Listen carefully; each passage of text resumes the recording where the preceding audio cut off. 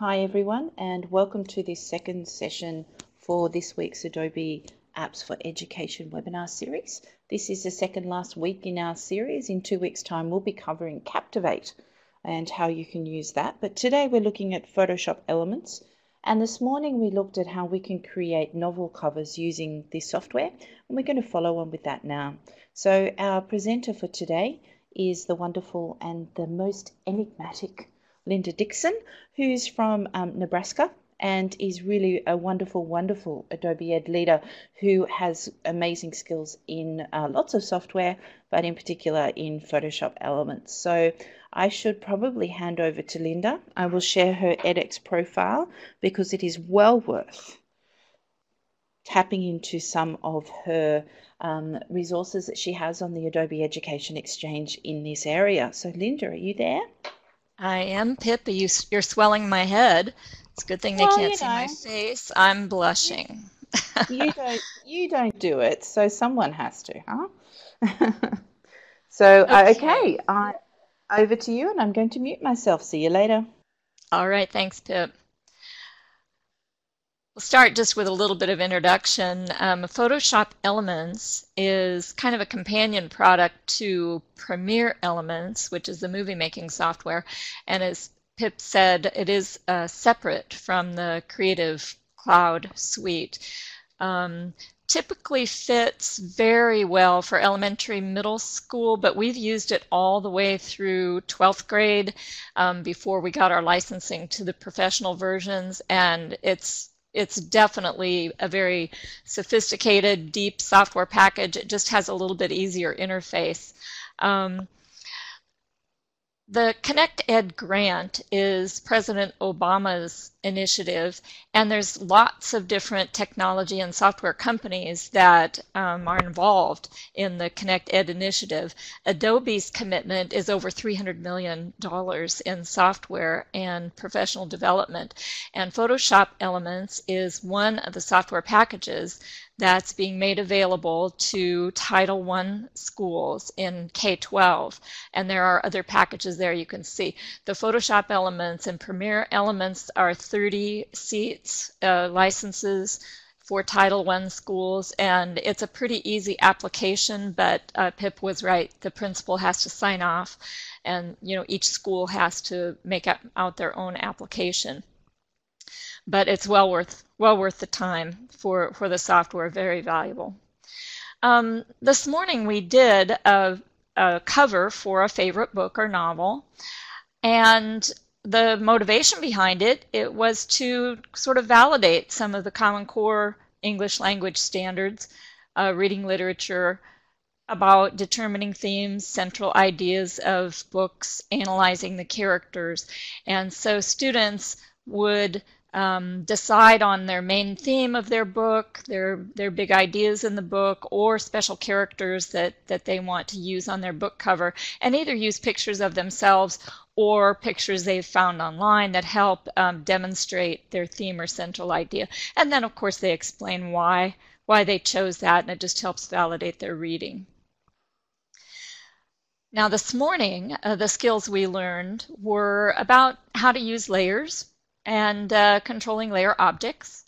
We used the crop tool, and we learned how to constrain our cropping with the crop tool.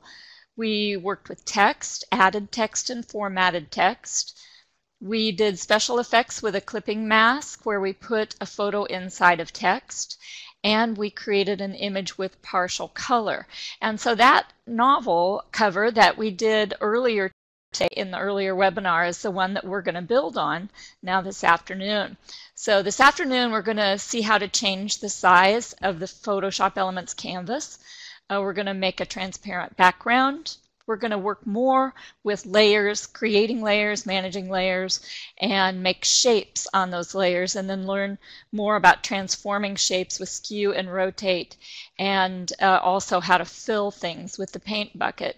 And we're going to end up with a kind of a sophisticated looking 3D book with our own cover on it. And it's really easy to do, but I think it helps reinforce the work that kids need to do to get good with layers, good with shapes, and managing all that in a multiple layer creation. So let me just switch over to Photoshop Elements, and this is the novel cover that we did in the earlier webinar. And you can see, if you look on the right-hand side in the Layers panel, there were several layers. The layer second from the bottom is an adjustment layer where we took the color out of the background. We did text, the title of the book, and we filled it with a copy of the background layer using a clipping mask, and then we added the author's name as well. We used the mask on this adjustment layer to, we actually hid some of the mask with the black paintbrush and revealed the color background below just in the areas that we chose. So this is our novel cover, and the first thing we need to do before we do our three-dimensional book, which is our goal, is we need to flatten the layers down to one layer. So under the layer menu, we simply choose Flatten Image. And you see that all of those layers bounce down into one layer. Same picture, but now we won't be able to go and edit those layers anymore.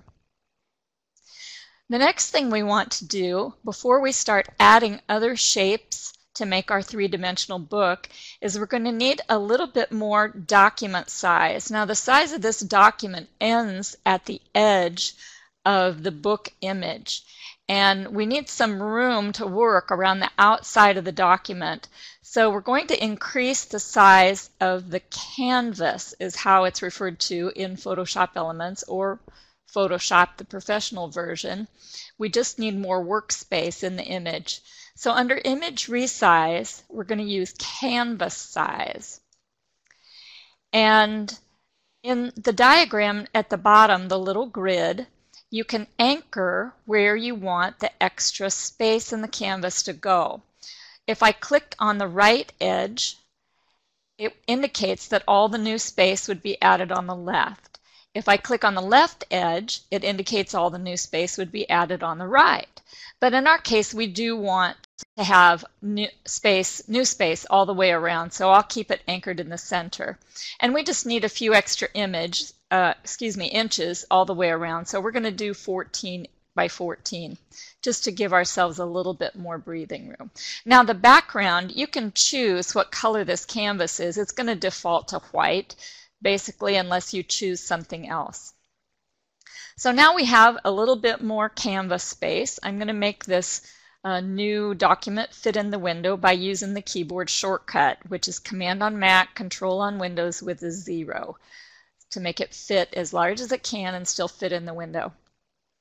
Okay, so far so good. Now before we start adding other layers and rearranging layers and other objects in front or behind, we're going to need to be able to see those other layers through. So this background cannot be opaque white. It's going to need to be transparent. And there's a tool that will help us do that very easily, and it's one of the erasers. So in the Draw category of tools, if I choose the eraser, at the bottom, Photoshop Elements shows me all the options I have to control the eraser. There are actually 3 different erasers, and the one we want has a little yellow starburst by it, and it's called the Magic Eraser.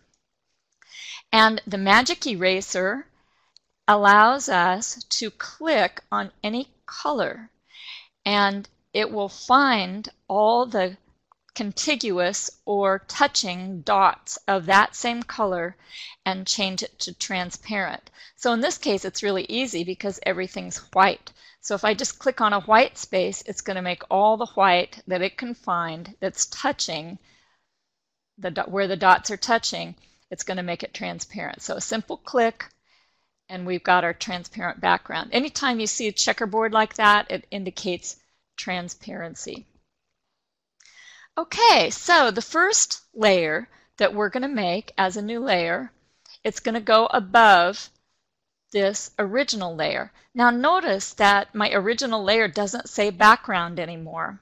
As soon as we started editing that background and making the background transparent, it changed it from a locked background layer into a regular kind of layer that we can edit. But I'm going to rename it. Whenever you work with multiple layers in your projects, you always want to name them appropriately so that you don't get confused of which layer you're working on. So we're going to name this front cover. And I just did a double click on that name to highlight it in blue so that I could type. Now, when I go to the top of the Layers panel, clear over to the left, and click the icon to create a new layer, it's going to appear above that layer. This layer, I'm going to double click on the name, and it's going to be the binder. And just press Return or Enter to attach the name. And on this layer, I'm going to keep it selected. I'm going to make a rectangle shape. So your Shape tool has many different shapes that it can do, but we're going to stick with the rectangle. The color that we want to draw, we're going to change our foreground color. To do that, I'll just click on the foreground color and it makes the color picker come up. Now, if you haven't used the color picker window, you can use the little rainbow bar here with the triangle markers and just move those into the color family that you want to use and then click the color that you want. Or if I really want to match something that's on my book cover, when I take my mouse outside of that color picker window, look what happens. The mouse actually changes into an eyedropper icon, and it means I can pick up any color from the image. So if I want a green that's going to match our cover, I can click anywhere on green colors in the image until I get one I like. I want one light enough that we can put text on the binder that'll be readable. So that's fine. I won't spend a lot of time there. And so now I've got my color for my rectangle. And what I want to do on this binder layer is click and drag a rectangle that's going to become the binder. And it will be filled in with the green color that we chose. Okay? Now the next layer that we're going to make is going to be the back cover. So again, we want to name it appropriately. And for the back cover, we'll use our rectangle shape again, but we'll choose a new color. Let's make this a little bit darker color. So again, I'm using the eyedropper coming outside of the color picker window, and I'm going to click on something that's going to be a little bit darker. I don't want it to look black. There, that should be good. And click OK on that. And my goal with this back cover is I want to draw a rectangle the exact same size as the front cover. So I'll just follow the dimensions of that front cover and try to drag out the rectangle the exact same size. So it'll be filled in with the dark green. We're going to transform this back cover a little bit and start working on the three-dimensional properties. So with the Move tool selected, that would be the arrow. As soon as I click the Move tool, then the object that's on the selected layer, which in our case is the back cover, becomes selected, and you can see the selection handles on it. I want to do a transformation to this object, which I can do under the Image menu, and I'll choose Transform Shape, and what we're going to do is a skew. And with the skew, I'm going to grab the corner handle in the upper right and just pull it up. Do you see that the measurement is showing me how many degrees there are in that angle? I'm going to make it, as close to 4 as I can get. So that says 4.1 degrees. That's fine. And I'll release. And I'll do the same for the bottom corner, and I'll pull it up.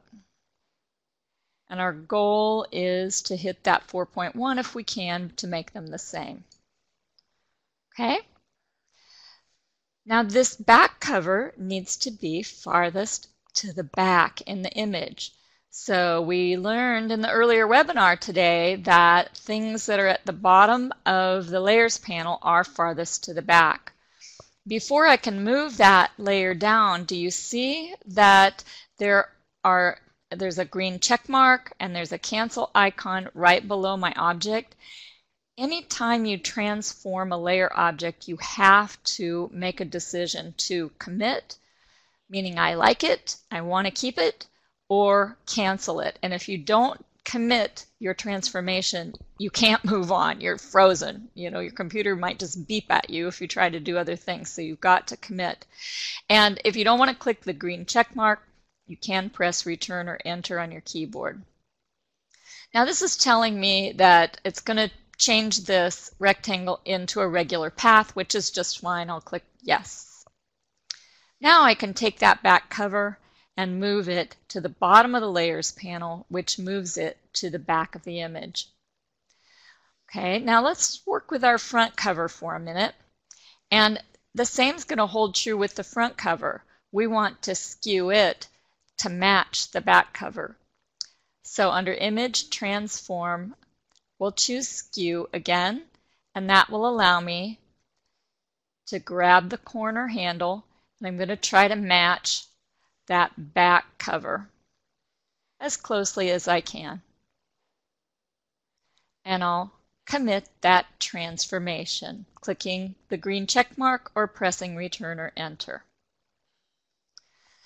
Okay, now we need to move these items, and I could move them one at a time, or since my binder and my front cover are lined up so nicely, I think I'll move them together. To do that, I select the front cover. I'm going to hold down my Shift key on my keyboard and also select the binder layer. And now I can move them together. And so it's just a matter of moving them down slightly and a little bit to the right.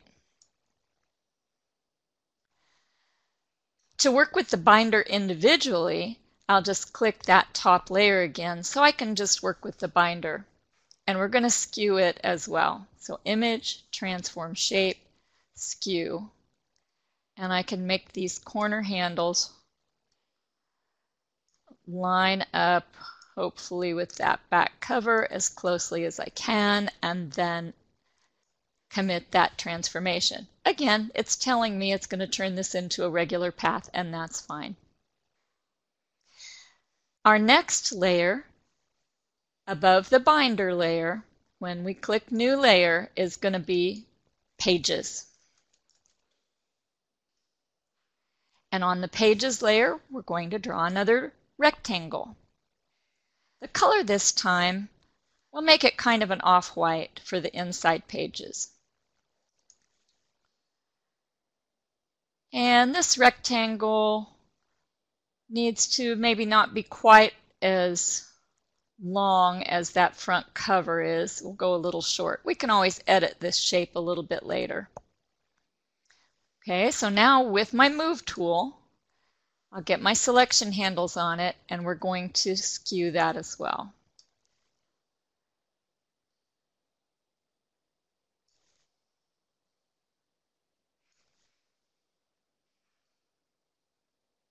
Now, another thing you can do without choosing any kind of transformation from a menu, well, first let me commit that and change it to a regular path, is that we can rotate objects simply by hovering the Move tool outside of a selection handle. Let me go a little closer so you can see this better. And I did that with the keyboard shortcut, Command on Mac or Control on Windows, by tapping the plus key up at the top. It allows you to go in, and the dash key allows you to go out with Command or Control.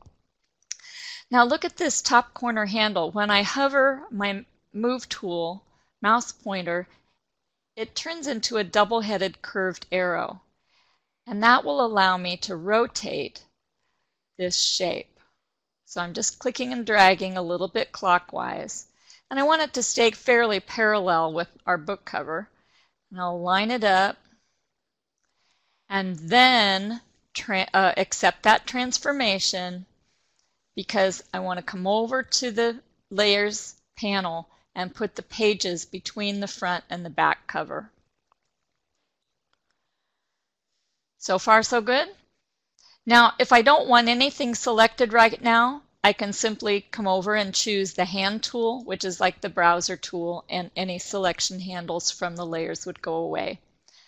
So we're getting pretty close to having our 3D book with a custom cover. A couple things will make it even more special. Now I want to make a drop shadow at the back, and I'm going to choose a selection tool to do this, a lasso, but it's a special lasso. So look down in our options. We have a lasso that's a polygon. So I want to make a little triangle, and the reason I'm not using a shape tool is that the selection tool will allow me to feather the edge. And if you feather a selection, for instance, I'll get this somewhere around 20 pixels, it means that the pixels will be diffused 20 pixels either side of the selection line. So I've got a little bit of feathering, and you have to set that in before you make the selection. Okay, so now I'm going to make a little triangle polygon that will look like a drop shadow in the back of the book. And the goal with the polygon is to close it up, to click back on the place you started to close it up. And now you'll see we've got a selection, and that selection can be filled with a color using the paint bucket. The paint bucket tool just dumps in color in a selected area. And we'll want it a little bit darker gray though, so I'm choosing that foreground color to get the color picker window up, and I can just click on a gray color here and that will be fine. So with our new color, we'll just bring that paint bucket and dump it right in that little selection. Oops! Did you see what happened? That's what happens to kids too if they're not paying attention to what layer they're working on. So I'm going to undo a couple of things, because guess what I didn't do? I didn't make a new layer for my selection. But that's okay. We can go back. How many of you are good friends with the undo command? Undo is your control or command key with Z. So I hit undo a couple of times so that now I can come back up here, and I want that shadow to be my top layer, and I'll name it. Sorry about that. Oops, I'm typing sorry instead of shadow. Everyone gets a grin off of that. Okay, never happens to you, right? Let's go back now to our polygon tool, and we'll make that same triangle shape.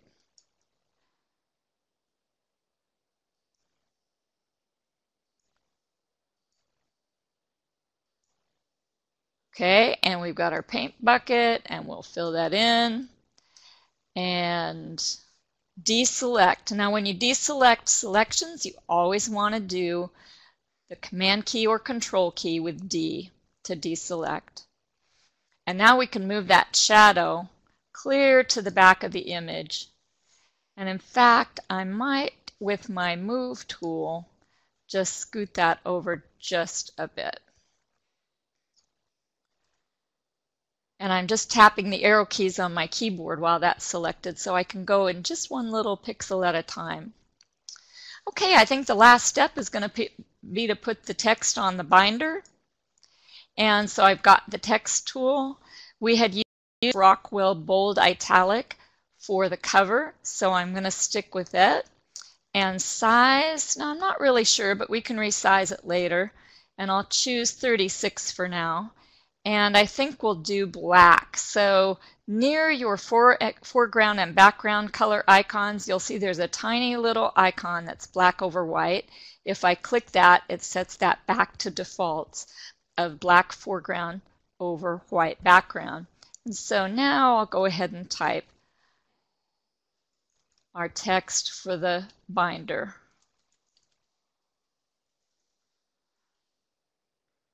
And we could even maybe make that a little bit bigger. I'm going to triple click on it to select all of the text. And then we learned earlier that if you also highlight the size down in the options, highlight it blue, then you can just use your up and down arrows on your keyboard until you get the size you want. And then I'll accept that transformation by clicking that green triangle. Okay, now how am I going to get that on the binder? Well, I'm going to have to rotate it. And so that it doesn't start hiding behind all this stuff, look where the layer is. We're going to have to move that layer clear to the top. And then we'll rotate it, and notice it's showing me how many degrees of rotation I'm getting. So we want it to be pretty close to 90, and we'll accept that, move it on to the binder. And then I believe we'll skew that just a little bit so that it looks like it's on the side. And accept that, and there's our 3D book with our custom cover. If you want to save it and retain the transparency, when you do your file, save as, if you want to put it online, a PNG format can retain transparency. If you choose JPEG, it'll get a white box around it again. So only certain file formats can retain transparency. So PNG is for transparency, JPEG won't retain that transparency. Okay, I think that's our project. We learned how to change canvas size. We learned how to create a transparent background with the magic eraser. We learned to create more layers and manage those layers, create shape objects on the layers, and transform them with skew and rotate. We filled objects with the paint bucket, and we've got a finished project. Okay, Pip, I think we're back to you, and I think she might have Q&A or polls. Thanks, everybody, for your time. Thanks for coming. Thanks, Linda. That was absolutely wonderful. I like that with that activity we can even differentiate within the one classroom, that some students who do have the better skills might like to push themselves to do the 3D effect, and some other students who are still developing those ICT skills may like just to do the flat cover. So I really like that activity, and can see how it can be used quite well in classrooms. So I think I should share with you, I've already shared it, but I'll share again. This session recording will be at the link on the screen. If you're watching YouTube, it's underneath the comments or in the information area. And you'll be able to touch base and work your way through. If anybody has any questions, type really quick for me. And also fill out the polls for me. That would be great. So Linda, is there anything you want to share with anyone? I think I would just share that Photoshop Elements serves so many different grade levels. I mean, we use it as young as 2nd grade, and as I said, we've used it clear through 12th grade. And you might hear workshop leaders or presenters say, oh, well, this is just the light version, or this is for people that aren't very serious, and that's simply not true. It's a very complex program. It is a good stepping stone into the professional version of Photoshop. Many of the tools are the same, even though this interface is a little easier for the younger kids. Exactly, and I think Premiere Elements is exactly the same as well. I've just worked on that just in the last week with students who've never held computers before, being able to create simple movies, and yet I use it myself when I'm in a really big rush, because I know I can do a really good product in a really quick way. So I think both of them are well worth investing. So don't forget the Connect Ed initiative if you're a Tier 1 school, as well as the teacher and student pricing. So I think it's $149 American for the two, or that may be Australian dollars. Not sure what my website spat up. So thank you everyone for attending. In 2 weeks' time, we will have a Captivate Day with a Carolyn Brown, which will be our last Adobe Apps for Education for this school year. And have a wonderful evening or afternoon or morning or night, wherever you are. And we'll hopefully see you all again in 2 weeks. So thank you very much, Linda, for this session. You're welcome. Take care, everyone. See you later.